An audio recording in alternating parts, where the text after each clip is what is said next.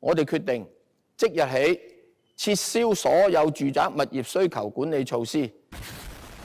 財爺一聲全面設立，一二手交投大幅反彈，大手投資客重現，但係咪所有屋苑都受惠呢？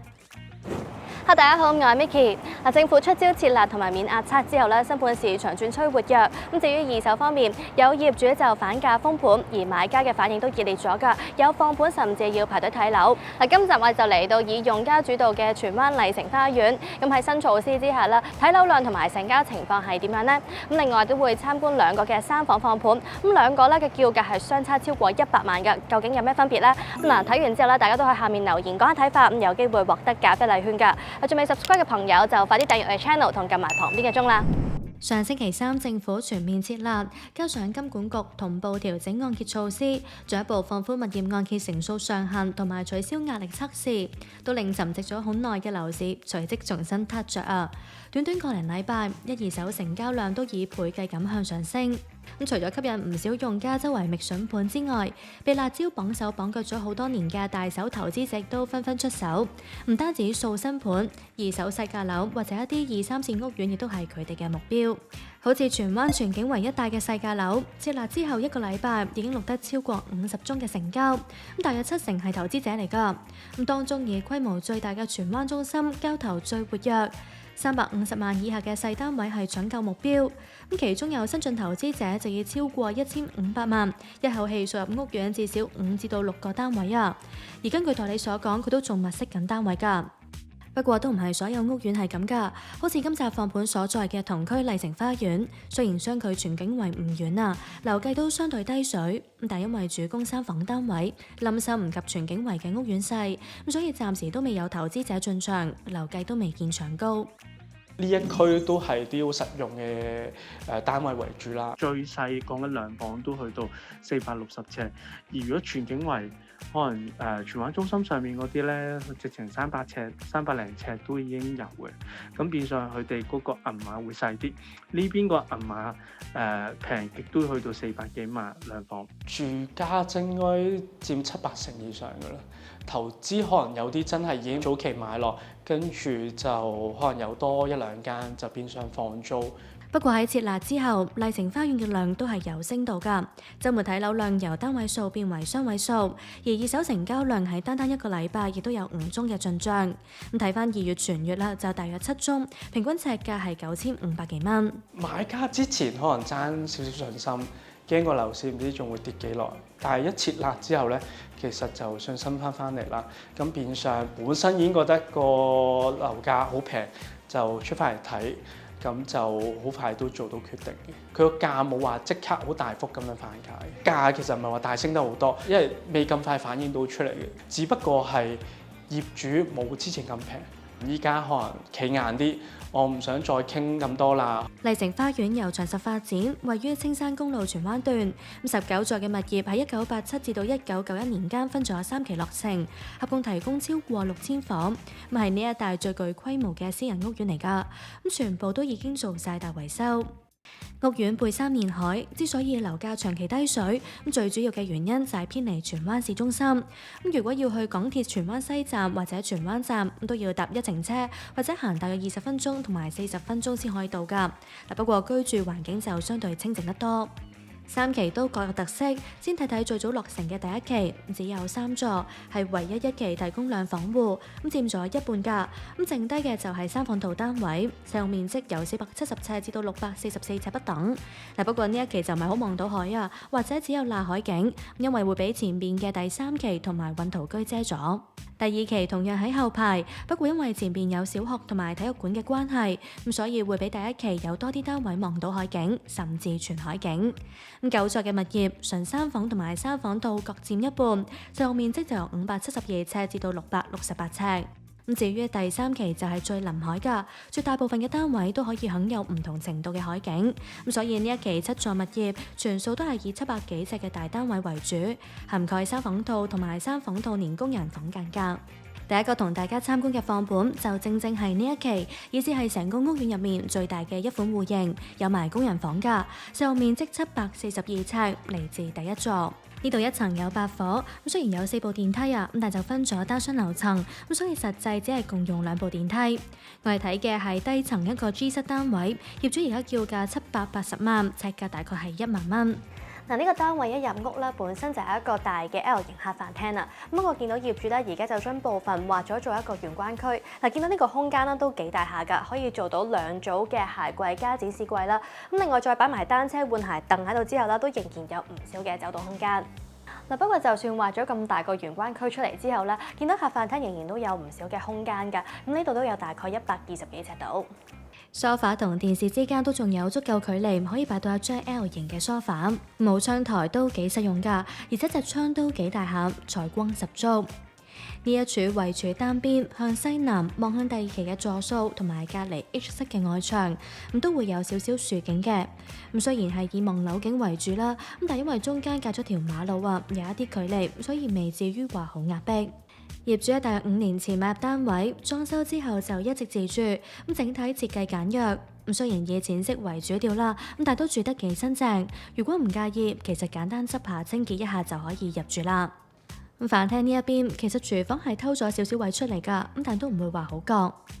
原職嘅廚房本身就大，不過就係曲尺型嘅工作台面，要做3邊都可以，咁但係當然就冇而家中間通道咁闊落啦。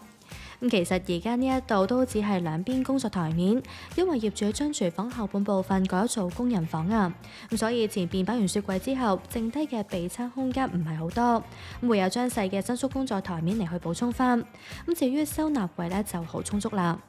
麗城花園所有單位嘅房同埋浴室都係沿住走廊入。咁先睇睇最近嘅浴室係明廁有窗通風，咁佢就改細咗做企缸啊，咁令到後面有多啲嘅位置擺到部洗衣機。嗱，不過收納空間都仍然充足嘅，咁洗面盤上下都有做櫃嚟儲物。但本身呢個單位咧就有3間房連1間工人房嘅，咁不過業主咧就將間工人房納入埋女房喺度，所以變相女房呢度咧有成70幾尺咁大㗎。咁見到咧佢呢邊可以擺到張雙人床啦，另外中間書台，然之後呢邊咧就可以擺衣櫃，咁之後中間咧仍然有唔少嘅走動空間。咁所有房同樣冇窗台，會更加好用。咁打通之後嘅女房採光更加充足。咁雖然同客廳同向，不過因為喺大廈佈局上佢係比客飯廳突出。咁加上前邊係學校啦，咁所以望出去視野都會闊啲同埋遠啲，見到更加多嘅樹。對面係另一間睡房，而家就變咗做工作房。咁見到間房都幾大下㗎，有大約70幾尺。嗱，不過就冇女房咁四正啦，而且隻窗比較細，又喺轉角位，所以呢間房會暗啲，不過都幾好風嘅。呢間房扭咗向東面，可能係因為對住隔離 F 室嘅關係啦，咁所以當年發展商就咁樣設計，咁亦都令佢啦可以望到少少嘅海景。不過始終間房夠大啊，咁就算唔規則，擺家私亦都唔會話有太大難度。咁最後睇睇間主人房啦，都四四正正，呢度有大約100尺度。咁見到做完3邊落床之後咧，其實呢一邊咧都仲有位可以擺好張按摩椅喺度嘅。咁呢間房咧就會有2邊窗啦，其中一邊窗咧仲會望到海添。咁所以咧佢嗰個採光啦同埋通風咧都會更加好。衣櫃就放咗喺床尾，似乎咁樣嘅家私擺位咧係最理想。咁我哋睇睇個套廁啦，咁佢其實係比原則大啲嘅，咁因為業主咧就偷咗少少書房嘅位咧嚟做咗呢個洗面盆櫃，咁變相亦都令到呢一邊咧有更加多嘅空間可以做到企缸嘅同時，亦都可以有埋浴缸。呢個浴室同樣係明廁，有利通風。業主喺今年1月已叫價780萬放盤，咁設立之後暫時都未有調整到叫價。咁雖然呢一口價比起銀行估價介乎699萬至到720萬，高大約8%至到近2%，但係參考近期同類型單位嘅成交，業主嘅叫價都算係貼市價㗎。3期4座一個高層同面積嘅 F 室單位，最近就以830萬成交，尺價係11000幾蚊。咁佢廳房都望到海，咁所以放盤叫價低大約6%啦，都算係合理。不過其實業主係喺2019年以768萬買入單位㗎。咁假設最終成功係以呢一口價賣出，帳面都只係賺到12萬。如果計埋使費嘅話，實質係要蝕讓離場。咁持貨大約5年，雖然單位只係升值到近2%，咁但都跑贏大市大約1成8嘅跌幅。其實以往麗城花園呢啲3房連高人房單位喺樓價未跌之前可以做到900幾萬甚至過千萬㗎。好似比起今集放盤高一層嘅單位，喺2021年樓市高峰期嘅時候就曾經做過920萬。而家業主嘅叫價已經回落咗140萬，即係大概1成半。至於買家方面，其實放寬按揭同埋免壓測之後都唔會話好影響到呢類價位嘅放盤。假設借盡9成按揭啦，每月供款就係34,000幾蚊，而月入要求就係大約68,000蚊。如果係買嚟投資嘅話，代理就話同類型單位嘅月租由18,000蚊至到去21,000蚊不等，視乎質素同埋景觀。假設以最低18,000蚊嚟去計，喺未扣除管理費之前，租金回報率係大概2.8厘，同新界區一般中小型單位差唔多。之後我哋就轉去第2期9座參觀下一個放盤啦。可以由地下過去或者經天橋，3期都有天橋接駁㗎。呢度每層嘅報告都同啱啱第3期差唔多，不過就係3部電梯嘅。放盤位於中層 F 室，實用面積572尺，屬於麗城花園嘅入場3房。業主而家叫價係600萬，同樣喺設立之後暫時未有調整價錢。至於尺價方面呢，就只係比啱啱嘅放盤低啲，大約10,400蚊。呢度咧會先有一條玄關走廊喺度啦，咁喺呢一邊咧就會係廚房啦。見到個廚房咧都幾大下㗎，有足夠嘅空間咧可以喺度做多做櫃喺度。不過我就覺得有少少壓迫感啦。如果將3邊工作台面稍為伸延出嚟，應該就會好啲。空間大啦，自然收納同埋備餐空間都非常之充足。業主喺2011年買入單位，自住過一段時間之後再放租，所以都留低咗洗衣機、雪櫃同埋微波爐等嘅家電喺度。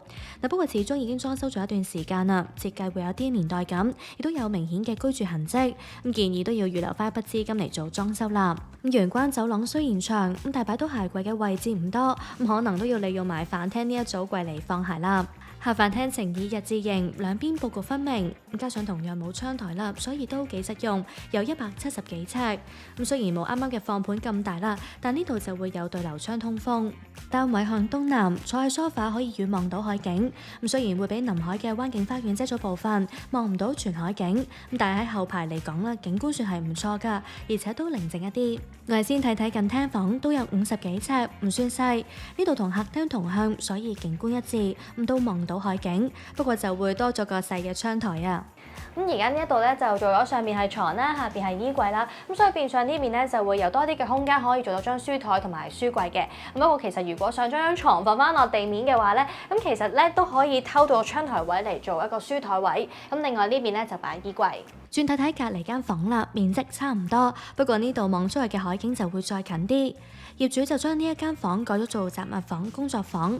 如果係一般家私擺位嘅話，我就會將單人床靠窗邊擺，旁邊會有張細嘅書台，轉角牆嗰邊就擺衣櫃。走廊盡頭係主人房，有80幾尺。呢度原先咧已經預留咗粒位去放衣櫃㗎啦。不過由於咧佢呢邊有隻轉角窗喺度啊，如果唔想遮住佢嘅話啦，張床啦都要好似呢度咁樣將佢靠邊擺先得，做唔到3邊落床。其實間房都幾闊下㗎，擺完雙人床之後，仍然剩低唔少嘅空間。除咗做櫃之外，都可以再花多少少心機嚟加以善用。業主喺大約13年前以325萬買入單位，因為最近想套現啊，所以就喺1月嗰陣以600萬放盤去到而家。假設最後成功以呢一口價賣出，業主帳面可以賺到275萬，單位期內升值到近8成半，跑贏大市大概4成8嘅升幅。不過睇翻尺價啦，近10,500蚊，同第一個放盤係差唔多㗎。究竟業主有冇叫高度呢？參考翻近期同類型單位嘅成交，喺設立之前，2期3座一個中層私室單位，就面積同樣572尺，就以503萬易手，尺價係大概8,700幾蚊。放盤嘅叫價係高出大概1成9㗎。不過都要留意啦，雖然呢個成交單位位處喺2期嘅前排，大概向西南㗎，以望樓景為主，只有主人房或者先有機會望到小量海景，所以景觀其實係唔及放盤開揚。我哋再參考埋銀行股價，4間銀行都估唔足，介乎528萬至到544萬。業主嘅叫價係高大1成至到近1成4。如果要維持現價嘅話，下手業主係有機會要抬錢上會。我哋都為新買家計數啦。假設借盡9成按揭，每月供款係26,000幾蚊，而月入要求就要係大約52,000蚊。咁如果好似業主咁放租嘅話，參考我哋28 House 嘅網站，同樣572尺嘅租盤，叫租由16,000蚊至到17,000蚊不等，咁尺租就係24蚊至到29蚊。咁假設以最低嘅16,000蚊嚟去計，喺未扣除管理費之前，租金回報率大概係3.2厘，咁高過新界區一般中小型單位嘅水平。3期加埋總共都唔超過20個租盤嘅，本身租都係好搶手嘅。如果你話兩房啦，一般就去到13,000、14,000蚊啦，跟住有3房就16,700，去到有啲再大啲、靚啲景嘅都可以去到21,200嘅盤啦，差唔多有成150個嘅。兩房最平就460萬啦，3房一次就560萬，而3房一套就去到600萬，咁啊3房再加個儲物房，依家就700萬鬆啲。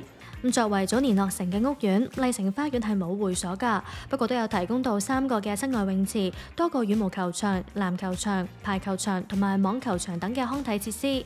咁管理費係每實尺大概2蚊。咁至於車位咧就有2004個，咁全部都由業主持有。咁代理就話月租係大概3,000蚊，而買賣價就有80幾萬去到130萬不等。嗱，雖然呢一帶偏離荃灣市中心啊，咁但喺麗城花園各期嘅基座都設有商場或者地鋪，咁提供食肆、生活用品店、診所同埋補習社等等，亦都有超市同埋街市㗎，咁足以滿足居民嘅日常基本所需。咁但如果覺得唔夠嘅話，都可以搭車出返去荃灣市中心嘅，咁會有更加多嘅商場、街市或者民生小店。咁巴士、小巴除咗往返區內之外，亦都有路線可以去到港島、九龍同埋新界其他地區。